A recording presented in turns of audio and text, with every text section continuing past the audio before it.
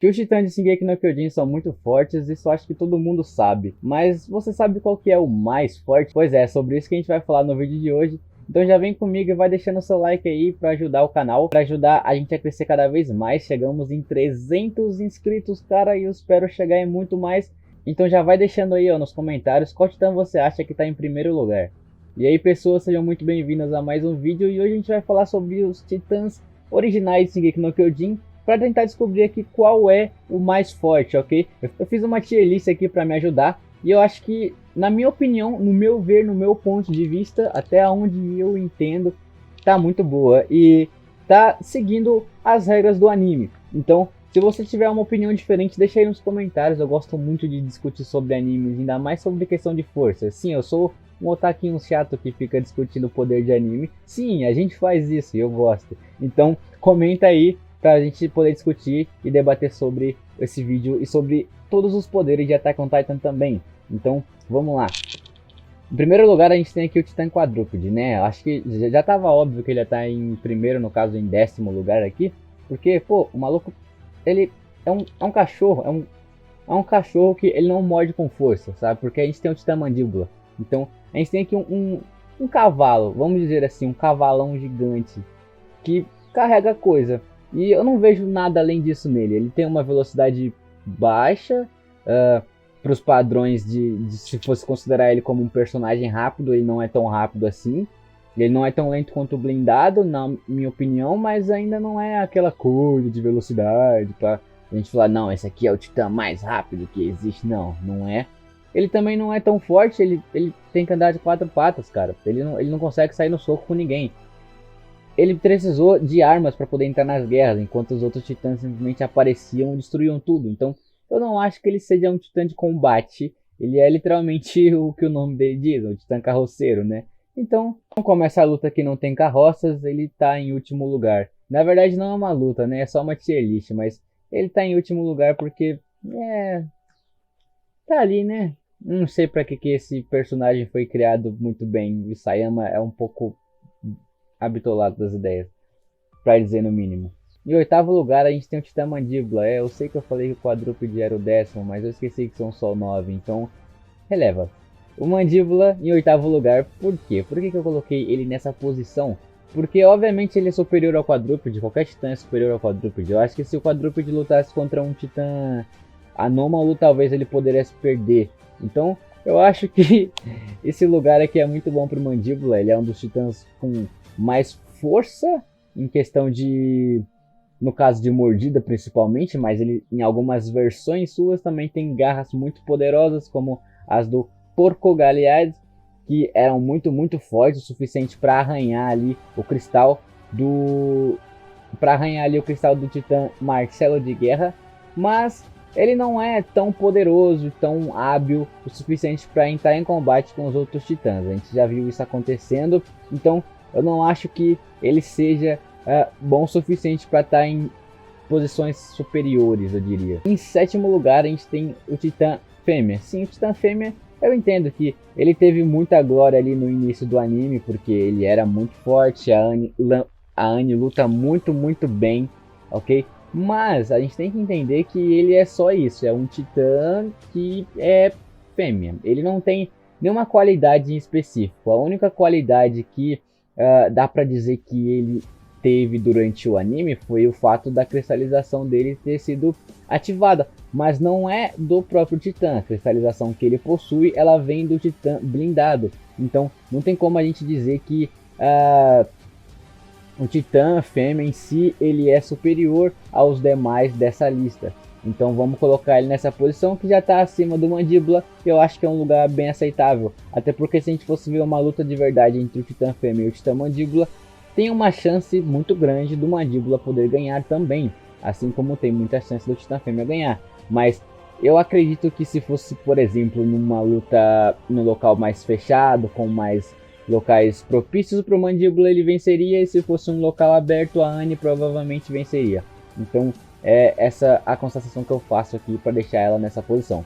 E em 6º lugar a gente tem aqui o nosso queridinho Titã Bestial, o brabo macaco de guerra, macaco brabo demais. E eu coloquei nessa posição porque eu sei que ele já teve muitos feitos muito importantes, mas isso tudo vem por conta do seu usuário.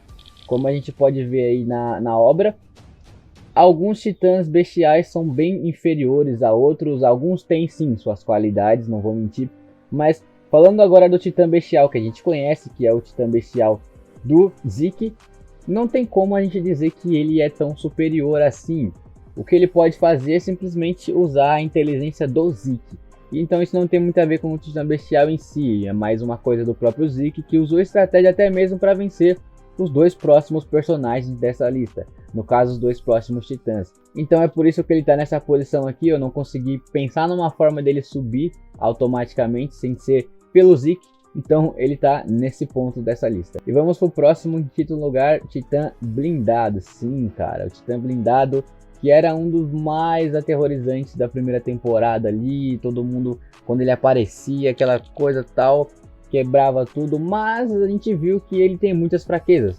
Quando a gente foi se aproximando cada vez mais do tempo do anime, a gente viu que o titã blindado nada mais é que uma máquina de pedra e que ele pode ser muito bem quebrado facilmente por qualquer outro titã. Vamos supor que o mandíbula mordesse aquela crosta que fica em cima do titã blindado, provavelmente quebraria, assim como ele foi capaz de quebrar o cristal do titã Marcelo de Guerra, mesmo contra a própria vontade. Lembrando, mesmo sem ele querer quebrar, ele acabou quebrando. Eu acredito muito fácil ele quebraria as blindagens do titã. Então eu acho que o titã blindado não tem muita vantagem em relação aos outros. A única vantagem que ele tem é de defesa, porém ainda não seria o suficiente contra alguns usuários. Então dá pra gente ver aí o titã blindado sendo derrotado por alguns dos que estão na sua frente. E é por isso que ele está nessa posição aqui. Agora vamos falar aqui do quarto lugar, que é o titã colossal. Obviamente o deus da destruição do anime, o cara mais incrível de todos, o cara mais poderoso, mais forte, mais potente e tal. Mas que não destrói quase nada, não é tão potente, não faz muita coisa e tá aqui porque, enfim. O titã dele é muito forte, é muito poderoso. A gente já viu como os colossais ali do Estrondo fizeram todo aquele estrago, né? Mas a gente sabe que realmente não é bem assim. O titã colossal ele é sim muito grande. O campo de explosão de início dele é enorme. Então se por exemplo você estiver perto dele quando ele vai nascer, você vai morrer, com certeza. Mas numa luta entre dois titãs, sendo por exemplo o colossal e os demais dessa lista, eu não acho que o colossal tenha tantas vantagens, tendo em vista o fato de que a mobilidade dele é menor do que a dos outros titãs. Por exemplo, você pode ver o blindado correndo por ali e tal, quebrando coisas, saltando e batendo em coisas, mesmo que o blindado não seja tão rápido, né? Vale lembrar aí que o blindado é um dos titãs mais lentos que a gente tem, por isso ele precisa retirar suas blindagens para ficar mais rápido. E ainda assim ele é mais rápido que o titã colossal, dando aí a entender que poderia sim derrotar o titã colossal. Como a gente já viu o titã colossal sendo derrotado algumas vezes no anime e no mangá, o bestial conseguiu derrubar o titã colossal, certo? A gente não viu como, a gente não viu, entendeu, os motivos, mas ele conseguiu.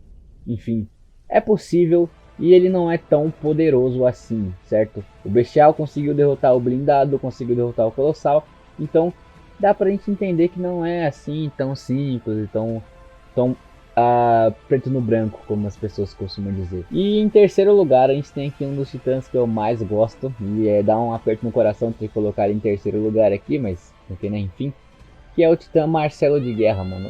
O martelo de guerra ele é muito, muito forte. E eu sei que você vai dizer, pô, mano, mas o colossal com certeza derrubaria o martelo de guerra, e eu digo que não. Porque, como eu falei aqui até agora, o colossal ele é um titã que tem um poder destrutivo enorme. Porém, isso é só na sua fase inicial. Depois disso ele é um colosso gigantesco, literalmente um colosso, mas que se move lentamente. É claro que os passadas dele podem destruir cidades, casas e tal, mas o titã martelo de guerra ainda se manteria vivo. Além de conseguir se transformar em estacas e criar armas do nada em quase qualquer lugar do corpo dele, com uma extensão absurda, até mesmo armas de longo alcance, a gente viu eles usando como uma balestra que ele fez para atacar o Eren. Isso seria muito, muito fácil. E, por exemplo, se você fura o pé do titã colossal, o que acontece? Você entende o que eu estou querendo dizer? O titã colossal ele é só um cara gigantesco andando. ele não teria capacidade de enfrentar alguém com tanto poder como o Titã Martelo de Guerra. Ele já tem esse nome por isso. Ele é um dos titãs mais poderosos que existem. Ele ajudou a combater ali os outros titãs durante a guerra do passado. Então dá pra gente saber que ele estaria próximo do começo dessa lista, né? E em segundo lugar, e eu sei que muita gente vai questionar isso, vai achar esquisito, mas em segundo lugar eu coloquei o Titã Primordial. Ele tá segundo para primeiro, ok? E vocês vão entender o motivo logo logo. O Titã Primordial, que é um dos titãs mais poderosos que a gente tem na obra, ele tem capacidade aí de controlar os titãs irracionais e a mente dos Eldianos comuns, e também tem a capacidade de criar novos titãs. E isso é uma das coisas mais interessantes que eu já vi eles fazendo. E é claro que no anime ainda não foi visto, a gente só viu ali os titãs colossais que foram feitos, mas a gente não viu isso acontecer, mas logo logo vai acontecer aí, spoiler para quem não está acompanhando o mangá. E eu acho que é isso. Porém, a gente tem esse probleminha, que aparentemente, eu não sei se isso é outra coisa criada pelo Fritz ou algo do tipo, mas o Titã Primordial só consegue usar as suas habilidades, digamos assim, quando ele tá na família real. O que pra mim também não faz muito sentido, essa coisa de Shingeki ficou muito confusa, não faz sentido nenhum ter uma família real e enfim. Dessa forma, o Titã Primordial ele basicamente não teria poder nenhum na mão de outras pessoas, como por exemplo o do próprio Eren não tinha muito poder, não tinha nada, não fazia quase nada. Ele precisava entrar em contato com, por exemplo, a Dina Fritz, que ele fez contato uma vez para poder acessar levemente a coordenada. Então, não é uma coisa ali que tenha tanto poder. Então, eu coloquei ele nessa lista justamente porque se ele tiver na posição de um... Se ele tiver no corpo de um Eldiano da família real, ele vai conseguir. Se ele não tiver, ele é fraco, digamos assim, né? Ele ainda é um titã grande, tal, um titã bonito, tal, beleza, titãzinho lá e tal, mas não vai muito longe não. E em primeiro lugar eu coloquei o titã de ataque, óbvio. E eu sei que muita gente vai falar, pô, mas o martelo de guerra, se ele vence o colossal, ele vence o titã de ataque. Não, a gente viu aí que não, né? A gente viu, né, que não funciona.